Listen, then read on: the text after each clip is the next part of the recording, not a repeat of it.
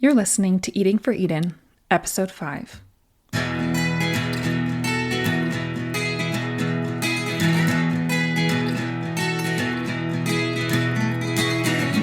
When it comes to doing something about climate change, your food choices matter. Thanks for tuning in to Eating for Eden, a podcast that takes a food-first approach to climate action.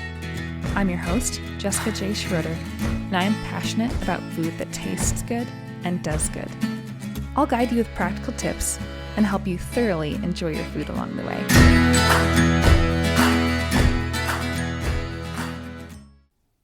When I use the word diet, I typically mean it as a shorthand for dietary pattern, thus not something that one does for a month or so in order to shed a few pounds. Rather, a diet or dietary pattern as a noun is a way of eating.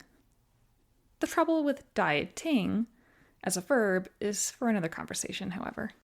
Today, I'd like to focus on how to make plants delicious so that eating a wide variety and abundance of plant foods can easily become normal and sustainable, an everyday, long-term diet or dietary pattern. Regardless of whether or not you enjoy cooking, for any particular way of eating to stick, you have to like what you're putting into your mouth. Before getting into my top 10 tips for tasty plant-based eating, I'd like to share a brief personal anecdote.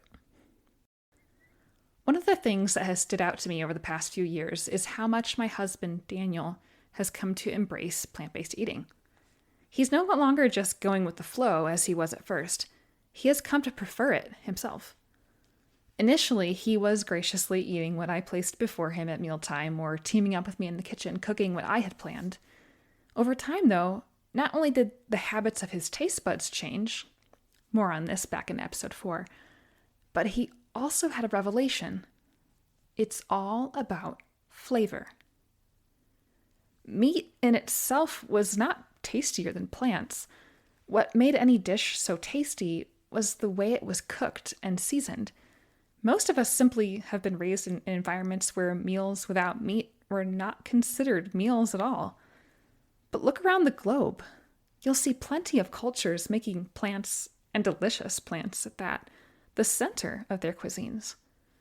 Daniel came to realize that plants could shine in similar, maybe even better, ways than dishes based in meat and dairy. What astounded and delighted me was the first time I heard him declare that often the plant-based menu options are more delicious than the animal-based ones. Skeptical? Give it a try. You need only taste and see. Now let's get into the kitchen, shall we? Whether you're interested in strategies for your own eating or in finding ways to help bring your family along, these 10 tips will be like a set of tools you can wield with increasing skill as you try them out and experience the benefits firsthand. And remember this key point. It's all about flavor. So let's talk about how to give your plants the best flavor of their lives. Here are my top 10 tips for making plants wildly delicious. Tip number 1, cook beans and lentils at home. Friends, if you're convinced you don't really like beans, I can almost guarantee you that it's because you haven't had them cooked properly. The difference between canned beans and home-cooked beans is like the difference between a loaf of grocery store sandwich bread and homemade sourdough bread. It's night and day. Sure, it's a bit more effort than grabbing a can opener, but with instant pots and freezers, there's really no good excuse to deny your taste buds of this treat. Plus, it's way less hands-on than making bread. Cooking legumes at home offers several distinct taste benefits. First, you get to cook them to your liking. While all beans should be cooked until they can be smashed with a fork, because undercooked beans can cause digestive issues, I've found that some canned beans go beyond this point, making for a mushy, unpleasant experience. You can catch them before they've gone too far if you cook them yourself. But if you don't, and they do go too far, you can always turn mushy beans into hummuses and dips. Second, you can season them as they cook. When purchasing heirloom dried beans from Rancho Gordo, I recently learned about what they call cooking beans in the Rancho Gordo style. This includes first sautéing aromatics, so think onions, garlic, perhaps even carrots and celery, before adding the beans and water to a pot to cook. This infuses more flavor into the beans as they absorb those flavors as they cook and expand.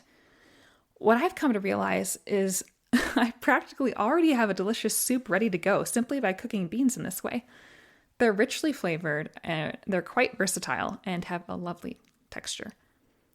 Third, cooking beans at home means you get to try many more varieties than just what are on offer at grocery stores. There's a whole world of beautiful beans just waiting to be tried. Look online for gourmet heirloom varieties from retailers like Rancho Gordo. By the way, I have no affiliation at this point of recording, so I'm just a huge fan. Tip number 2, roast your veggies. Well, not all of them. Don't roast your romaine lettuce, but most vegetables absolutely shine when roasted. I mean, how many people have been converted into Brussels sprouts fanatics after trying them roasted?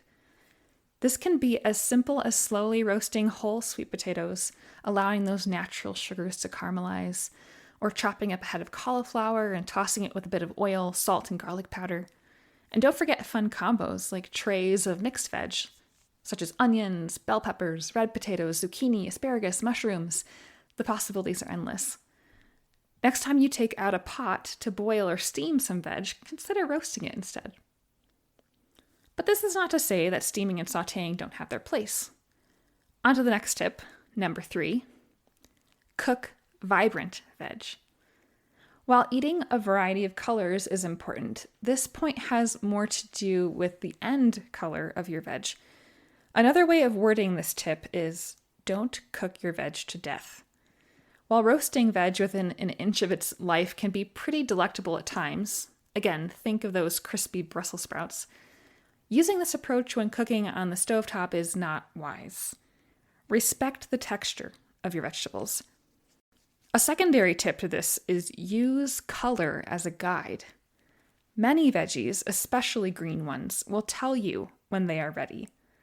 Next time you sauté or steam broccoli or kale, pay attention to the color. As it cooks, it will reach peak vibrancy in its greenness, after which it will turn dull and continue to lose color from there. My favorite way to eat green veg like broccoli, kale, bok choy, and asparagus is to cook them until they just hit that peak vibrancy of color. That is the time to serve up and enjoy. Sad veg is sad to eat. Don't let your veg be sad. You deserve better than that, and so does your veg. So make it vibrant. Tip number 4, season appropriately.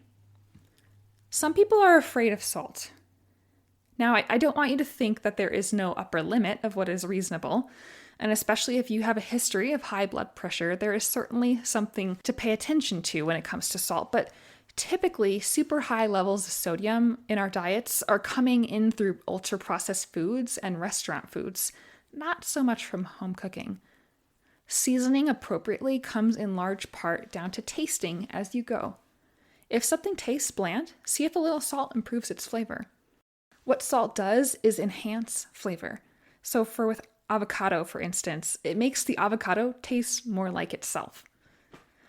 While salt enhances flavor, peppers add heat. As for black pepper, I advocate using it sparingly and thoughtfully. Overdoing it can make everything just taste the same. Too many people assume that all foods call for black pepper. This just isn't the case. Don't mask your food. Ask what it needs. Taste. Adjust. Taste. Adjust. Taste. Pay attention. You may want a slight element of heat in your dish. Should that come from black pepper? Maybe. From something more fiery like cayenne or red chili flakes, maybe even a hot sauce. Or perhaps from something more delicate like white pepper. As you cook and before you plate up, keep these words in mind. Taste and adjust. Over time, you will develop this kind of intuition as you're cooking. Also, always keep in mind that you can always add more salt or pepper later. It's nearly impossible to take it out, though.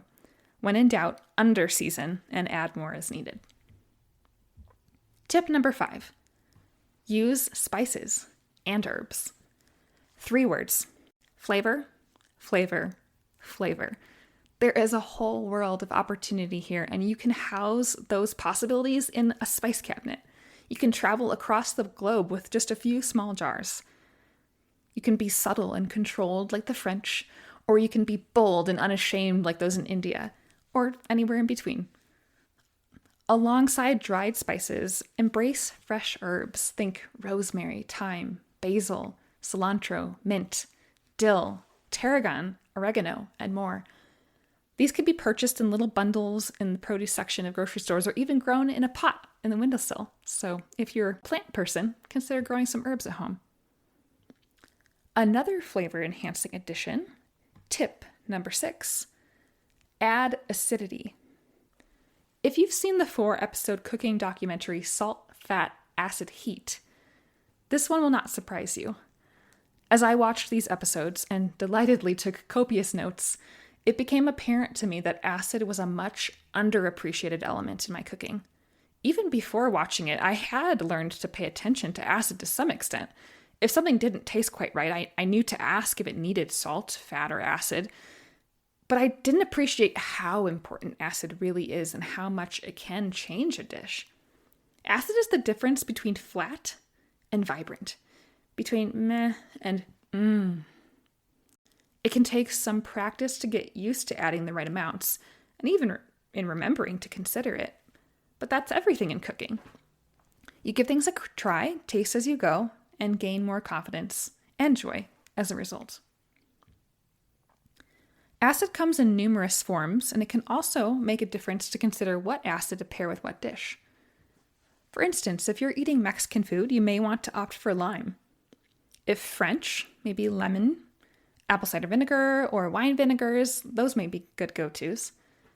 If you're making Japanese cuisine, rice vinegar is often a great option, though lime, lemon, and yuzu can work as well.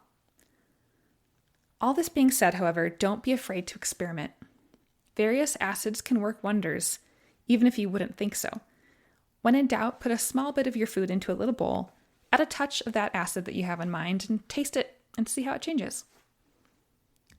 Types of acid to add to your dishes include vinegars, so apple cider vinegar, balsamic vinegar, rice vinegar, red and white wine vinegars, sherry vinegar, and so forth. You also have the option of citrus fruits and those juices, so lemon, lime, grapefruit, oranges, and more. Kombucha, if you have it or make it, is also an interesting one. If you ferment your own veg, the briny liquid from something like sauerkraut or kimchi can serve as an acid too. Just remember that if you're using a ferment, it will also add salt, so just keep that in mind. Other acids will not. Additionally, you don't have to add liquid acid in all cases. Consider salads that you've had. Sometimes there are acidic elements that pop in particular bites, like segments of mandarin orange or pomegranate seeds. Foods that are acidic, like tomatoes, could be added in a whole form too, or crushed, like in order to add vibrancy of flavor to a dish. One final tip on this point. Most acids are finishing ingredients and should be added at the end just before serving. Cooking an acid dulls it, so if you're serving up a bowl of curry and rice, for example, add your lime juice or rice vinegar at the table just before tucking in. Tip number 7. Play with textural interest. Just like seasonings add depth and vibrancy, textures keep the eating experience interesting as well. When my husband and I first tried to find tasty ways of eating lentils, we found that too many dishes were just one note and one texture. Boring. Eventually, we found a dish that served up lentils with roasted carrots and a shredded spaghetti squash with all manner of fun Mediterranean toppings. This dish was far more texturally diverse and thus was much more enjoyable for us to eat than a bowl of all just one texture. What are the various textures to consider?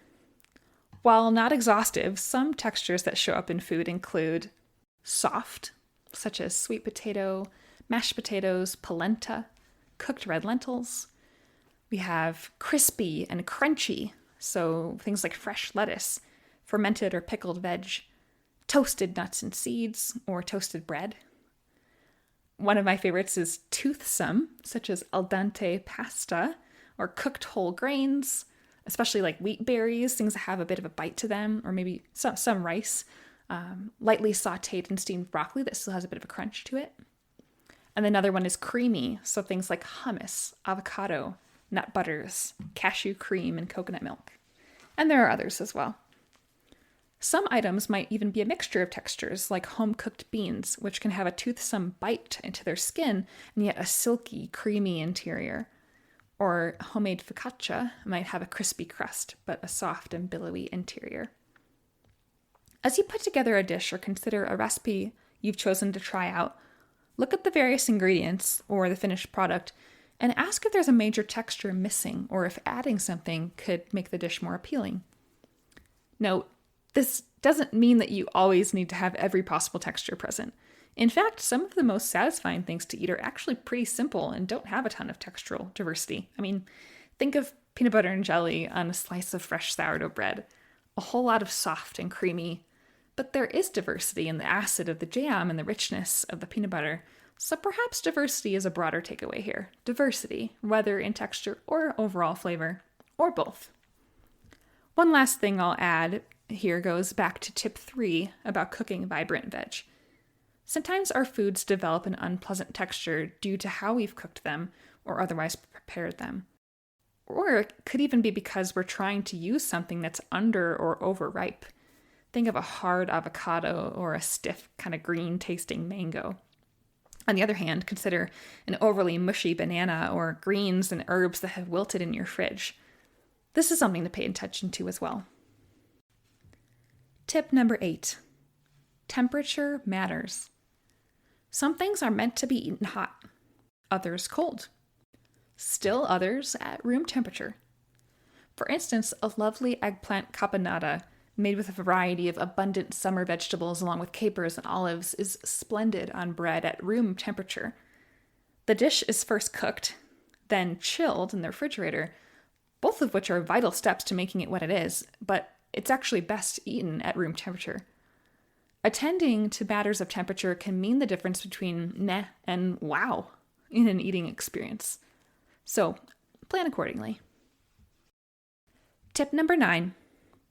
Eat produce in season. Have you seen asparagus on sale for just $1 or $2 a pound? If so, this typically occurs in early spring. How about mangoes that go for $2 or $3 for $1 in the summer?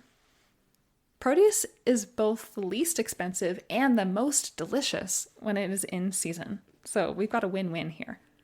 Once you start to eat this way and pay attention, you'll notice a lot. Sweet potatoes and winter squashes taste so much better in fall and winter than during the rest of the year. There are so many delicious varieties of citrus available from usually December to February, and oranges that you may never even heard of. And tomatoes, don't even get me started on tomatoes.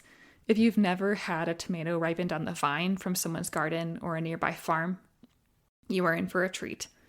Rather than asking yourself what you feel like cooking, look for sales at the grocery store or what's being featured at a local farm stand for what's in season. And tip number 10, get creative with how you use ingredients.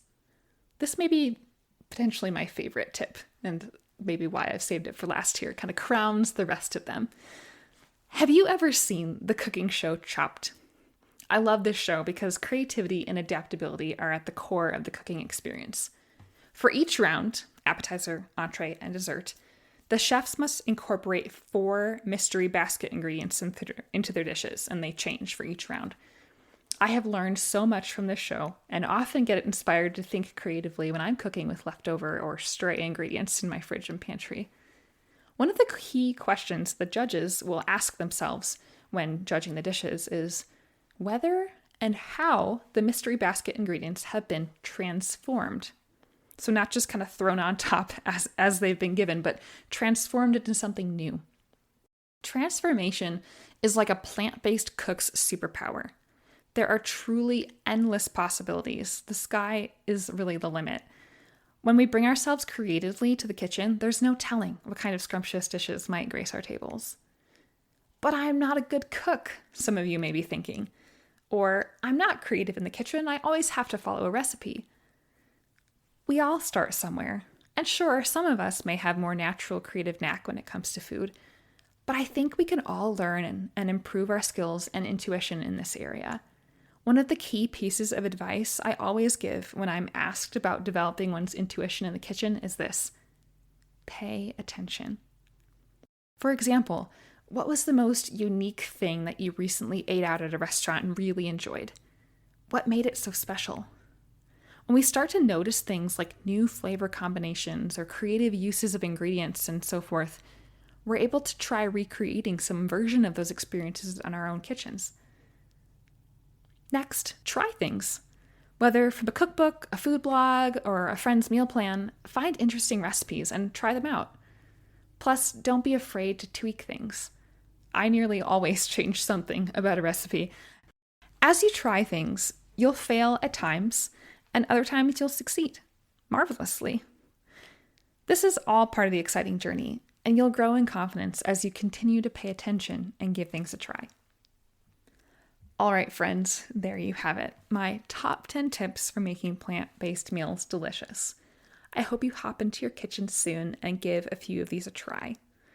No need to jump into all 10 at once. Maybe just choose one or two to pay attention to for a week or so and see how it elevates your meals. As always, friends, start where you are, do what you can, and build from there.